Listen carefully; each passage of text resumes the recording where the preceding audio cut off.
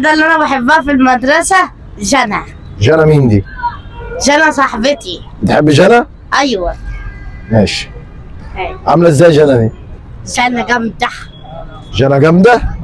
لا والله. وزة. بالله. ربنا. انت في سنة كام؟ ستة رابع. ستة رابع؟ طب يعني جنى هتشوفك دلوقتي، لو جنى شافتك هتقول لها ايه؟ ما أنا اللي بصرف على إخواتي، بجيب أنا 20 جنيه وبدي أنا 20 جنيه أنا لستي بتحوشها لي. طب وجنى بتاخد ايه؟ جنى أنا هتجوزها بعد 3 سنين. طب ايه علاقة جنى بالمنتخب المصري؟ احنا بنتكلم عن المنتخب، دخلتني ليه في جنى؟ أنا الصراحة أنا ما أعرفش المختفى، أنا بس هو ممكن الأهلي، ممكن الزمالك الصراحة هو اللي هو بيخسر. طب يا عم انت اهلاوي صح؟ أيوه. طيب ايه افضل لعيب في الاهلي؟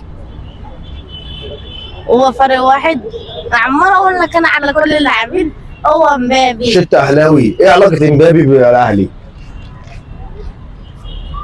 أقول لك بيها بين الصراحة اللي بيلعب كريستيانو. ماشي، يلا عايز حاجة؟ اهلا بيكم في حلقة جديدة من برنامجكم من المدرج. المرة دي نازلين نشوف اراء الجمهور في القاهرة. نزلنا القاهرة ورايحين وسط البلد عشان نشوف اراء الجمهور وايه رأيه في المنتخب الوطني وايه فرق حظوظه، وهنشوف الدنيا وهنشوف الناس هتتكلم ازاي في القاهرة على المنتخب الوطني. يلا بينا، تعالوا معانا الرحلة نبدأها كده واحدة واحدة. ادينا دلوقتي لسه داخلين على وسط البلد. معاه محمود طبعا. ازيك يا حوده؟ لا والله ماتش مصر وبنين ده يبقى ماتش جامد قوي يا رجاله، خلي بالكم يعني. توقع يا فتحي في الماتش؟ اتوقع ان حسام حسن هيعمل حاجه بره الصندوق. هياخد بره الصندوق ازاي؟ يعملها ازاي دي؟ هياخد البطوله دي. هيودي مصطفى فتحي الامارات. اودي مصطفى فتحي الامارات؟ لا هيوديه الفرقه اللي قدامنا عشان هو تعبنا. مصطفى فتحي؟ ليه يا عم مصطفى فتحي جامد قوي يا عم؟ انا الصراحه بحب مصطفى فتحي جدا، مع اني اهلاوي بس بحبه من ساعه كنت بلعب في الزمالك الصراحه يعني. الغزاله الشقيه دي ايه يعني ايه بلعب في الزمالك؟ بتهددني يعني؟ من ايام ما كان بيلعب في الزمالك. من ايام ما كان بيلعب في الزمالك. كنت بحب مصطفى فتحي جدا. كان ملقب بايه؟ مصطفى فتحي. لا يا عم، هي زي ما انت قلت ولا ده غلط؟ ده هو ما كانش ملقب يعني. لا ما كانش حد بيلقبه. لاكوندا. الاناكوندا. لا لاكوندا ده يا عم محمد. هو انا ده مصطفى محمد. طب توقعاتي للماتش ده عامة ان المنتخب هيكسب وهيتأهل برضه دور الثمانية. لا والله، بس انا شايف غير كده. طب شايف ايه؟ يعني هو ريح عناصر كتير اساسيه برضه ارقام بوظ شويه ارقام. التشكيلة النهائية ما ظهرتش لسه يعني ولا ظهرت؟ هو المتوقع يعني اللي هو بيلعب 4-3-3. تمام ماشي 4-3-3 يعني، بس اللعيبة نفسها اللي انت تقول ريحهم دول ما فيش حاجة ظهرت لسه.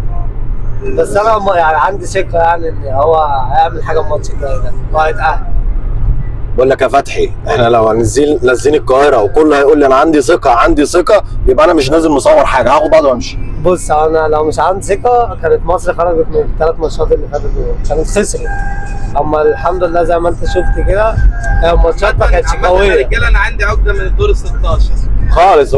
طلعنا منها كم مره؟ مرتين من دور ال 16 اخر 3 بطولات. المره دي لا بقى.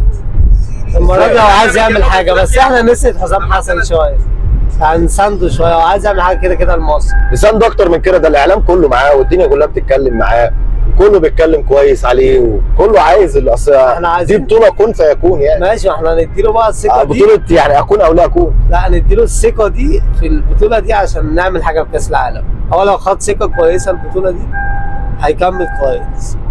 ده من وجهه نظري برضه. يا ريتني ما سالتك يا فتحي. لا هو انت ايه ما تحبش المنتخب ولا ايه؟ بحب المنتخب جدا وعايز البطوله دي. انا طب خلاص متشوق ليها اصلا. متشائم ليه يا عم؟ انا متشوق للبطوله دي. على الطرق ده كله سبونسر. ماشي بس انت ضيعت. وماكدونالدز وكل الناس نازله سبونسر في البطوله يعني. انت ضيعت. عندها تفاؤل يعني زي البطولات بتاعت زمان. بس انت ضيعت حاجه مهمه اللي هي بقى ايه؟ رقم على صلاح كان هيحقق ارقام في البطوله دي كتير. ان انت تريحه كده بتبوظ شويه. يا عم هنشوف برضه يمكن هيريحوا. انا نفسي المنتخب. ما اعرفش هو يعني انت جايب منين المعلومه بتاعت التاريخ؟ بس ماشي. ريحه ايه؟ ما لعبش صلاح الماتش اللي فات. طب الماتش اللي فات خلينا بقى الماتش ده يمكن بيريحوا الماتش ال 16. ما لعبش اي عنصر اساسي. يمكن بيريحوا من الماتش الجاي ده. هو دلوقتي كسبان ماتشين، فهو خسر كسب اتعادل هو متأهل. يتعب ليه لعيبه؟ يتعب ليه لعيبته؟ صح؟ خليك بقى عندك وجهة نظر كروية. انا يا باشا انا عندي وجهة نظر لازم كمدرب باصص انا ليه عايز ينزل ماتش دور ال 16 يكسب باكتساح. يا عم فتحي انا ليه ما صعدش بالعلامه الكامله؟ لا ما هو انت كده صاعد بالعلامه الكامله. لا مش بالعلامه الكامله. لو ما لعبتش الماتش صعب. ازاي انت ما كسبتش اخر ماتش؟ انت ازاي صاعد اول مجموعتك. انت صاعد اول مجموعتك، عايز علامه اكتر من كده ايه؟ ايوه 9 بونت، عايز 9 بونت يا عم ماشي. انا راجل طماع يا عم. يا عم انت راجل طماع، بس انت راجل برضه بتفكر فكر تاني، كل واحد ليه فكر. انت دلوقتي راجل عايز تريح لعيبتك عادي، مش فارق معاك الماتش، مش فارق معاك العلامه، هتبقى فارق معاك البطوله. لما تاخد علامه هتكسب البطوله ومش تكسب البطوله. فتحي احبطني من القاهره. لا انت اللي يعني محبط، جاي محبط بقى.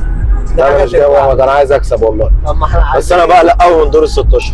لا انا متفائل، يعني البطوله دي متفائل عشان هو هياخد ثقه شويه ويوصل كاس العالم. ومبسوط باللقاء معاك جدا يا. لا يعني ايه اللقاء؟ عايزيني ولا فتحي عايزيني؟ ايوه احنا قلنا ننزل في يوم كده، في يوم الجمعه، بس واضح القاهره بيقولوا ان هي مش زحمه، بس انا شايف زحمه برضه يا جماعه. ولا فتحي؟ ازاي؟ الجو زحمه ولا ايه؟ مبسوط اه. وطالما جينا القاهره لازم ناكل كشري. محمود طبعا متأزم من الكشري، الدقه والدنيا. ايه يا محمود؟ ده كشري جامد يا حوده.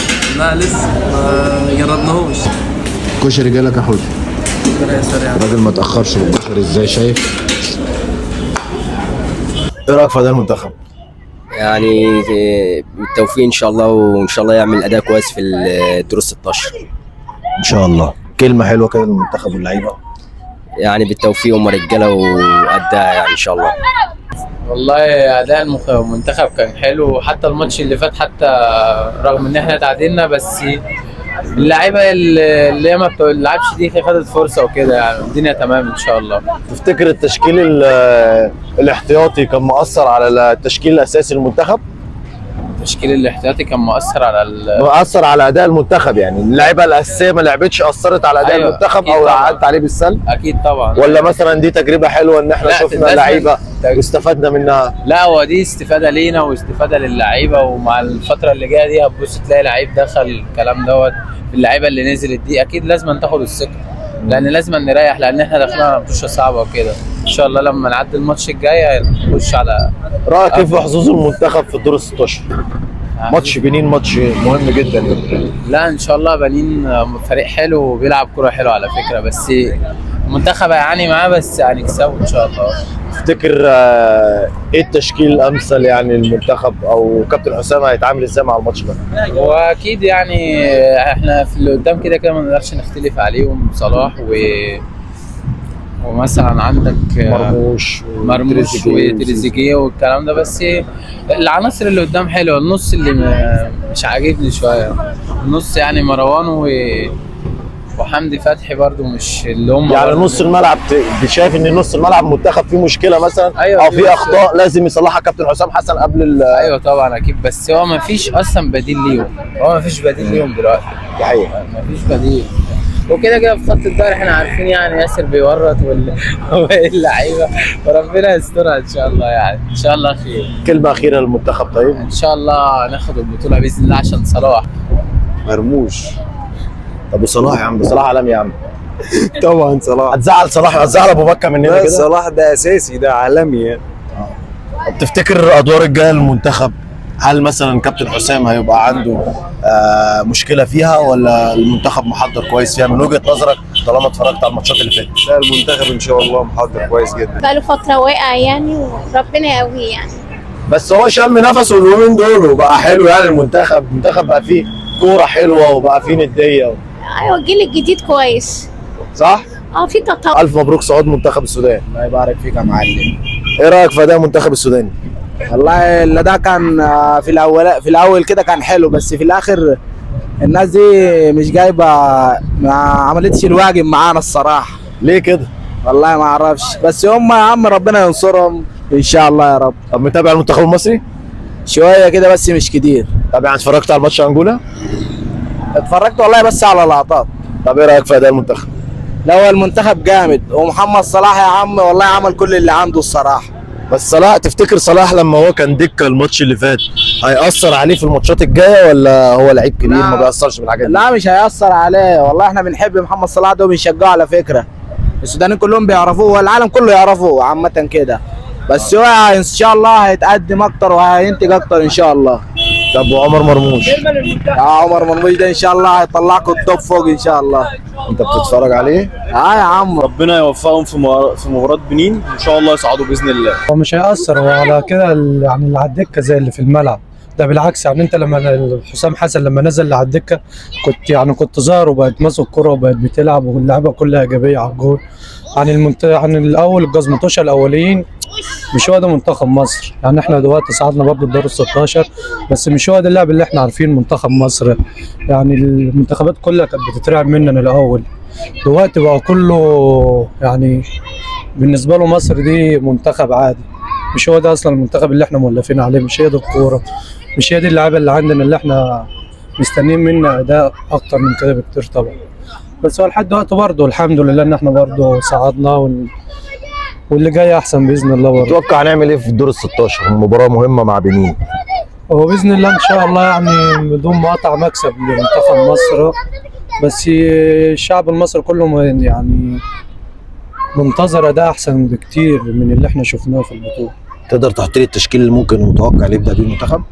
هو ان شاء الله محمد الشناوي، محمد حمدي باك شمال، المدافع ياسر ابراهيم ورامي ربيعه زي ما هم، وطبعا محمد هاني الباك اليمين عشان ما فيش الا هو طبعا، والاحسن يلعب بامام عاشور ومروان عطيه، وقدامهم زيزو وصلاح على اليمين وعلى الشمال مرموش اللي هو، ومهاجم صراع على طول مصطفى محمد، او عنده صلاح محسن برضه اللي هو يعني انت مع فكره ان هو يدفع بمهاجم صريح وما يلعبش اللي هو المهاجم الوهمي؟ ما ينفعش اصلا، حتى هو المفروض يخلي تريزيجيه او مرموش على الدكه، يعني لاعب تريزيجيه او مرموش اللي هو الاثنين مع بعض مش حلوه، يعني مرموش حلو على يعني على الجناح، ما يلعبش هجوم طبعا. يعني مرموش مهاري وبيجري زي يخلص لك كور على الجنب، اما المهاجم ده مصطفى محمد احسن بكتير طبعا في المهاجم. جميل. اتفرجت على الماتش اللي فات؟ اه. طيب ايه الغلطات اللي كانت فيه؟ العناصر اللي هي المتبدله دي مش كويسه اللي انت تبدا بيهم اي مباراه ثانيه. يعني انت شايف ان ان كابتن حسام حسن غلط لما لعب مثلا او ظهر؟ ما كانتش اللي هو ريح فيها اللعيبه الكبار، ما كانتش اللي هي انت تلعب بيها قصاد الفرقه دي. بس هو كان ضامن الصعود، يعني هو كده كان ضامن الصعود، هو عايز يشوف اللعيبه، هو مريح صلاح ومريح مرموش ومريح الناس دي كلها. انت اهم حاجه تشوف صلاح، اهم حاجه تشوف صلاح وخلاص، عشان هم النجوم بتوعنا اللي قدام، صلاح مرموش زيزو الناس دي. ماشي.